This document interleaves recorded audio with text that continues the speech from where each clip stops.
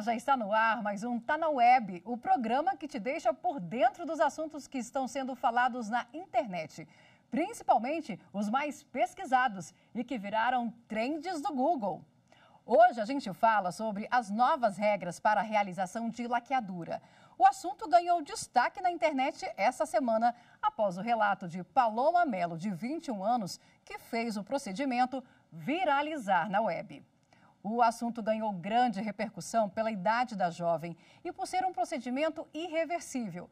Mas uma nova lei em vigor desde março de 2023 reduziu para 21 anos a idade mínima para a realização da laqueadura. Além disso, novas regras sobre o assunto também estão valendo.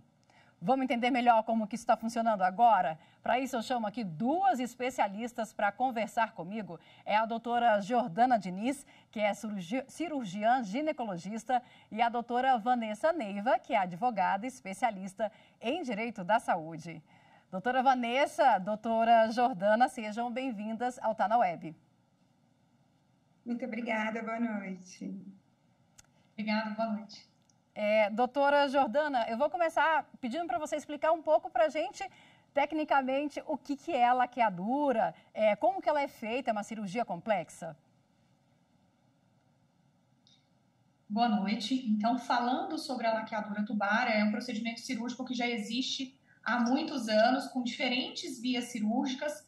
Ela pode ser feita por via umbilical, utilizando um pequeno corte, como se fosse um corte de cesárea, ou mesmo por via vaginal, e ela consiste na secção das trompas que fazem parte do aparelho reprodutivo. Então, o útero ele é constituído de corpo uterino, trompas, e essas trompas levariam os óvulos até o interior do útero. Então, uma vez que nós seccionamos, que nós impedimos esse caminho inicial do óvulo até o útero, essa paciente não teria possibilidade de gestar. Então, é um procedimento simples. No entanto, é um procedimento cirúrgico que tem os seus riscos e deve ser levado em consideração para pacientes que não desejam gestar mais. Agora, é um procedimento irreversível, né? Exatamente. Sempre falo com as minhas pacientes em consultório que uma vez que tenha essa opção, nós temos diversas técnicas cirúrgicas. Existem técnicas que podem possibilitar essa reversão, bem como é a vasectomia para o homem, mas com uma chance mínima de sucesso, em média 10% pela literatura. Mas, no entanto, se não for feita laqueadura, se for retirada a trompa toda, que é a salpingectomia, é um procedimento irreversível. Então, nós precisamos orientar as pacientes de forma adequada, pois elas só poderiam gestar no futuro com técnicas de reprodução assistida com sucesso depois da laqueadura realizada. Agora, vamos fazer uma pergunta aqui para a doutora Vanessa. Explica para a gente uma coisa, doutora Vanessa. A laqueadura, como a doutora Jordana explicou, é um procedimento antigo. O que mudou e o que virou, vamos dizer assim, veio a viralizar na internet é o fato da mudança das regras, né? Quem pode fazer, de acordo com a lei que entrou em vigor agora esse ano, quem pode fazer esse procedimento e quais são essas mudanças que aconteceram que essa lei trouxe agora? Sim, desde 96 a gente já tinha, né, uma lei ali determinando como seria o procedimento tanto de vasectomia quanto de laqueadura, por fazer parte ali do planejamento familiar, né? E aí agora, em setembro de 2022, foi sancionada a nova lei, que passou a valer, passou a vigorar a partir de março desse ano, a respeito das novas regras, tanto para a vasectomia quanto para a laqueadura. Falando da laqueadura, né, são mulheres capazes, acima de 21 anos, anteriormente a lei determinava 25 anos, e ela tem que ter acima de 21 anos, ser capaz ou, se não tiver assim, 21 anos como idade mínima, ter no mínimo 2 filhos vivos. Agora, o marido ou o companheiro da mulher, ele precisa dar uma autorização para que ela possa fazer esse novo procedimento aí?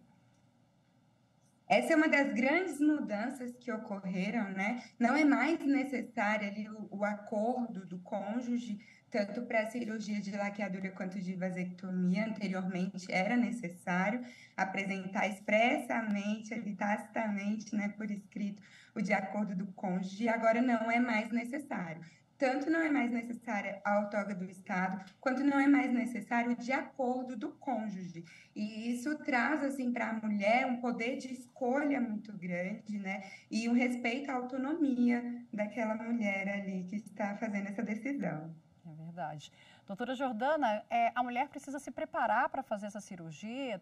É necessário fazer exames, por exemplo, para fazer uma cirurgia como essa? Geralmente, como são pacientes jovens, é controverso que essa paciente tenha que fazer, por exemplo, um risco cardiológico, né, que tenha que passar por avaliações mais extensas. No entanto, para todo o procedimento cirúrgico, eu, como cirurgiã, faço uma boa anamnese, um bom exame físico da paciente, solicito exames de rotina para saber se essa paciente tem algum problema sanguíneo, né, alguma intercorrência que possa acontecer aí, por exemplo, se essa paciente tem algum problema cardíaco que ela desconhece. Então, por ser um procedimento cirúrgico, o ideal é que ela se prepare, sim, e tenha uma avaliação do médico anteriormente. Uhum. E quanto tempo leva para ela se recuperar dessa cirurgia?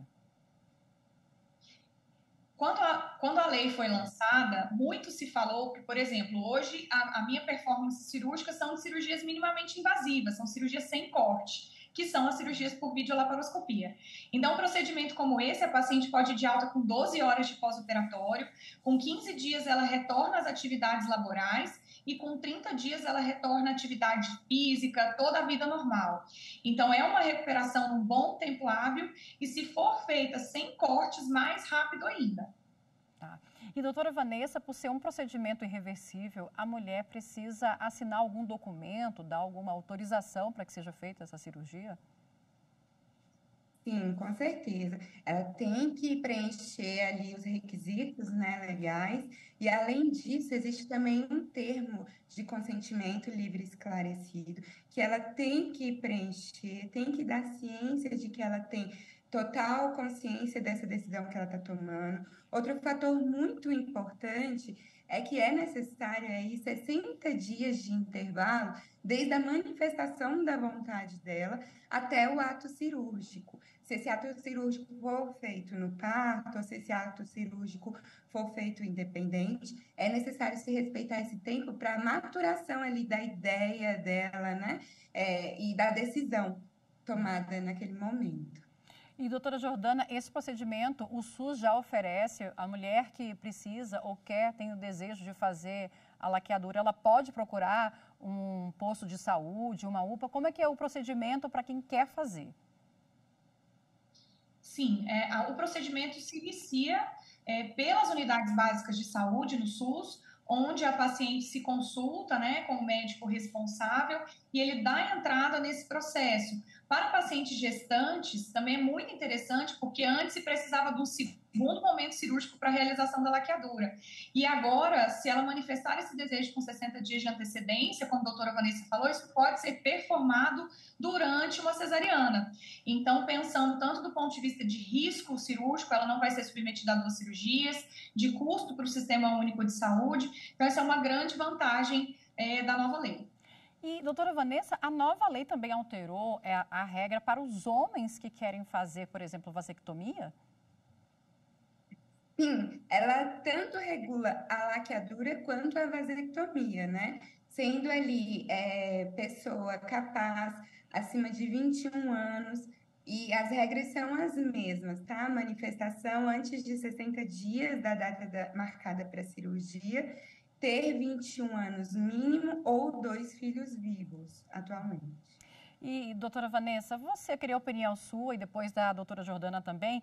Essa nova lei, vocês consideram um avanço aí para o planejamento familiar das famílias brasileiras? Então, eu considero sim um avanço, principalmente a respeito da autonomia da mulher, né? Ela poder opinar, poder escolher, poder tomar essa decisão sem a necessidade de uma outorga ou do Estado ou do cônjuge. Então, é uma evolução, assim como a doutora Jordana falou, até para a questão de saúde, ela poder se planejar, poder fazer agora esse ato cirúrgico junto ao ato do parto, então minimiza aí essas questões de ter que passar por 2 cirurgias, né? Minimiza essas questões de saúde. Então, é sim uma evolução, tanto do âmbito judiciário, legislativo, quanto da saúde também. Doutora Jordana, eu queria também a sua opinião. Como é que a senhora avalia aí essa alteração da regra e a laqueadura uma nova forma de planejamento familiar?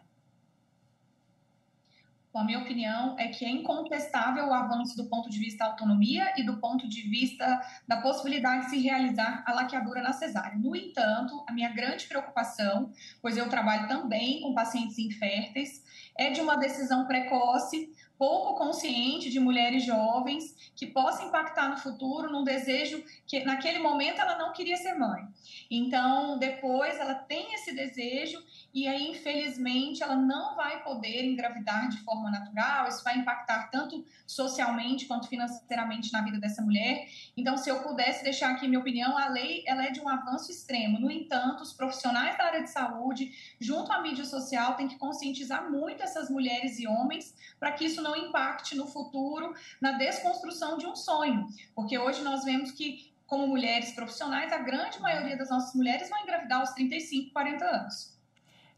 Doutora Jordana, a senhora acha que esse momento, que inclusive a doutora Vanessa estava explicando, que a mulher tem que ter de 60 dias para tomar essa decisão, é importante justamente para que seja feita essa avaliação dessa decisão, né, já que um procedimento irreversível?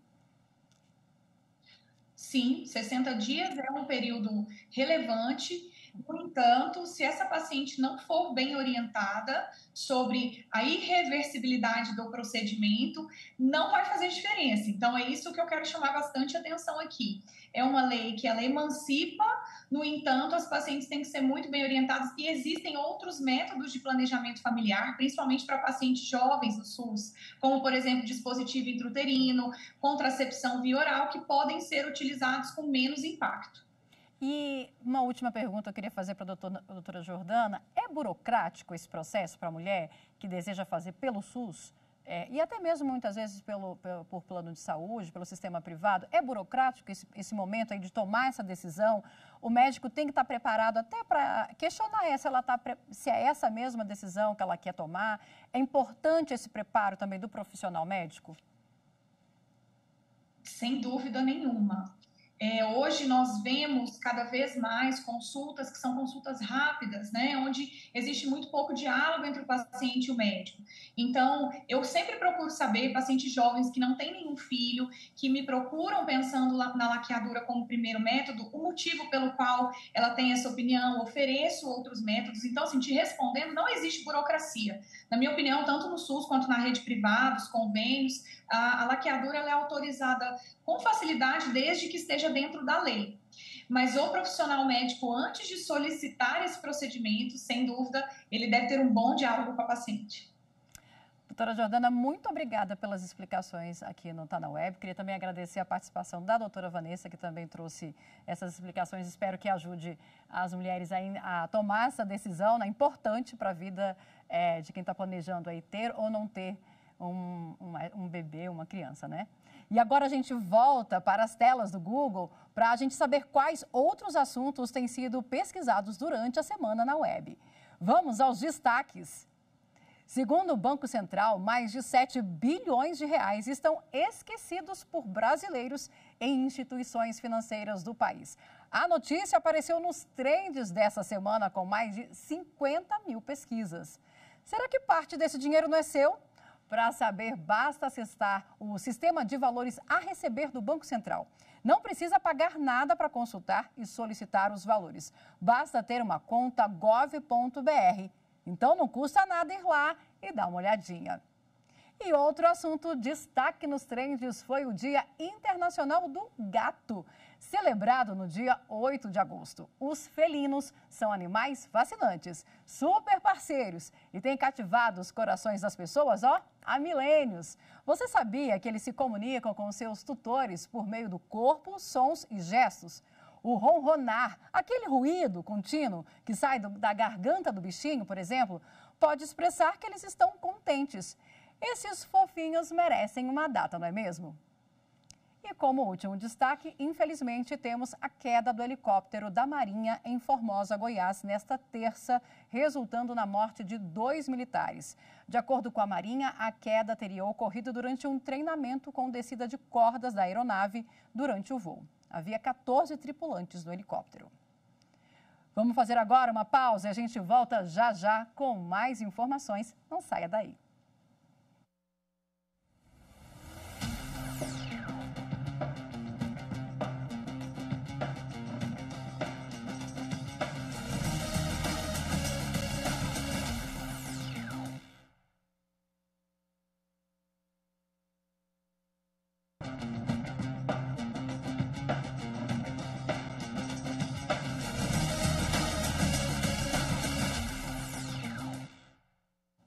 Estamos de volta e agora, no segundo bloco, a gente aborda uma fake news que está circulando na internet.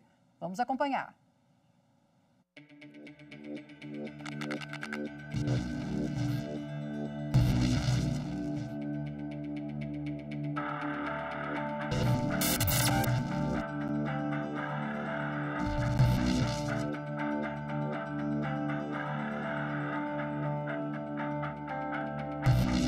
É fake news a informação de que os dados sobre a fome recentemente divulgados pela ONU, que circulam nas redes sociais e algumas mídias, se refere ao governo atual.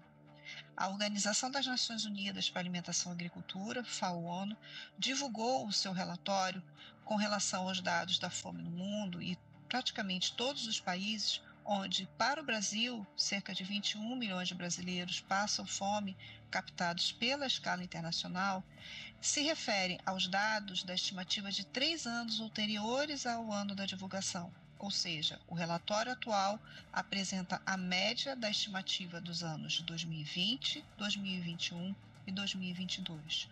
Logo, o cenário de cerca de 21 milhões de brasileiros que passam fome, captados pela escala internacional, ainda não representa o cenário deste ano que encontramos. Não temos ainda previsão de nova estimativa nacional que possa retratar o cenário da fome, captado pela forma mais grave da escala brasileira de insegurança alimentar, ou seja, insegurança alimentar grave, para que tenhamos uma noção do cenário mais atualizado para a população brasileira, de brasileiros e brasileiros que não conseguem ter uma alimentação adequada e a garantia do direito humano nesse sentido. E sobre esse tema, eu converso agora com a Bárbara Lívio, juíza de direito e pesquisadora do Núcleo de Gênero, Direitos Humanos e Acesso à Justiça da Escola Nacional de Formação e Aperfeiçoamento de Magistrados, ENFAM. Doutora Bárbara, seja bem-vinda ao Tá na Web. Muito obrigada, boa noite. Doutora Bárbara, explica para a gente como que está a situação da fome hoje no Brasil. Efetivamente, houve um aumento da fome e da insegurança alimentar no Brasil. A publicação feita pela ONU demonstrou que atualmente nós temos 21 milhões de pessoas no estado mais crítico da insegurança alimentar, que é a fome. Mas esse relatório, ele não se resumiu a pesquisar a fome. Ele é um relatório sobre insegurança alimentar e existem 3 níveis de insegurança, nos quais em todos o Brasil apresentou uma queda significativa de performance. O nível mais leve de insegurança alimentar é aquele relacionado à incerteza e também à baixa qualidade nutricional da alimentação. No nível moderado, se refere já a uma diminuição quantitativa, não apenas nutricional, mas efetivamente na quantidade do que as pessoas comem. E eu observo que nesse índice em específico, os dados brasileiros chegam a mais de 70 milhões de pessoas com insegurança alimentar moderada. E no nível mais grave, a fome, já estamos nos 20 milhões. E, doutora Bárbara, o que foi feito para o Brasil, então, mudar esse cenário, como você estava explicando para a gente agora? Nós observamos, dentro agora de 2023, uma preocupação maior com políticas públicas que efetivamente propiciem para que as pessoas consigam exercer direitos básicos, como se alimentar.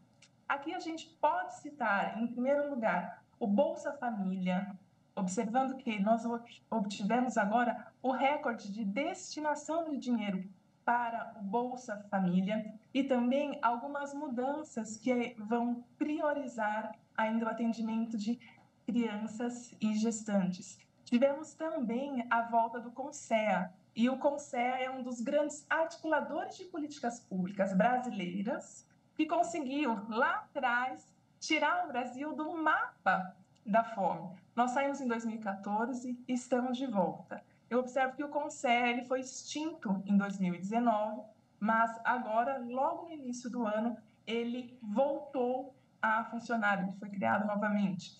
E entre as políticas desenvolvidas pelo CONSEA está a preocupação com a agricultura familiar. E por que isso é importante? Porque a nossa insegurança alimentar, ela tem localização geográfica, ela tem cor e ela tem gênero. A maior parte das pessoas que passam fome no Brasil estão nas regiões norte e nordeste. Os núcleos familiares que vivem em insegurança alimentar, na grande maioria, são chefiados por mulheres e mulheres negras. Então, a volta do CONSEA, junto com essas políticas básicas, ela é essencial. E também nós estamos observando uma preocupação com as políticas de equidade salarial entre homens e mulheres. E retomando, a nossa insegurança alimentar, ela tem gênero e ela tem cor. Por isso que políticas como nós tivemos da lei que promove a igualdade salarial entre homens e mulheres são tão importantes. A pandemia, doutora, também teve uma influência aí direta, vamos dizer assim, nessa questão da fome, principalmente no Brasil. A gente sabe que muitas escolas fecharam e a gente também sabe que a alimentação escolar, muitas vezes, a refeição de uma criança ou a única refeição de uma criança no Brasil. Teve alguma influência também a pandemia? A pandemia é uma das principais causas do aumento da fome, não só no Brasil, como no mundo. Nós tivemos um aumento exponencial no preço dos alimentos, ao mesmo tempo que tivemos uma redução muito grande no quanto que as famílias, os núcleos familiares oferem. Então, com menos dinheiro e os alimentos custando mais caro, nós tivemos um agravamento de toda a insegurança alimentar. E eu observo, como muito bem lembrado pela senhora, algumas políticas públicas que promovem a alimentação, em especial de crianças, foram prejudicadas, como as escolas, ainda em nível municipal, o CRAS e o CREAS, que muitas vezes a família vai naquele local e passa ali um turno, e nesse turno ela janta ou ela toma café da manhã. A pandemia, ela teve impacto não só para o aumento do preço dos alimentos, como para a diminuição da renda e uma dificuldade na concessão desses alimentos e desses programas que propiciam a alimentação das pessoas. Para a gente finalizar, doutora, eu queria que vocês falassem um pouco o que você espera, o que a gente pode, na verdade, esperar daqui para frente, vamos dizer, desses resultados a respeito do mapa da fome para os próximos anos. É necessária a construção de políticas públicas que nos retirem do mapa da fome, como nós já não estávamos desde 2014. Eu observo que Betinho, que foi uma figura essencial durante esse processo, essa construção de uma política que nos retirasse do mapa da fome, falava que a fome tem pressa. Nós podemos pensar e devemos pensar sobre políticas de médio e longo prazo, mas a fome tem pressa. As pessoas com uma deficiência nutricional não se desenvolvem. Então, nós estamos falando de crianças que não vão atingir a potencialidade da sua capacidade, das coisas que podem fazer. Nós estamos falando de pessoas adoecendo. E é muito interessante olhar quais são os dados que esse relatório da ONU diz para a gente. Ela diz para a gente que nós estamos desnutridos, passando fome, mas estamos mais gordos, que as nossas crianças estão mais obesas. E tivemos mais de 3 milhões de pessoas que entraram para a taxa de obesidade no Brasil. Então, o que nós podemos esperar? A realização de políticas públicas que promovam a consciência nutricional, mas também há uma distribuição mais equitativa e mais igualitária de renda que promova que as pessoas consigam se alimentar. dizem que nós não temos um problema da quantidade de alimentos no mundo, mas sim das políticas que existem para que todos possam comer de maneira igualitária. Doutora Bárbara, muito obrigada pelas explicações aqui. E a edição de hoje fica por aqui. Não deixe de seguir a gente nas nossas redes sociais pelo @Rádio e TV Justiça. Estamos no Instagram, no Twitter, no YouTube, no Spotify. Obrigada pela companhia e até a próxima.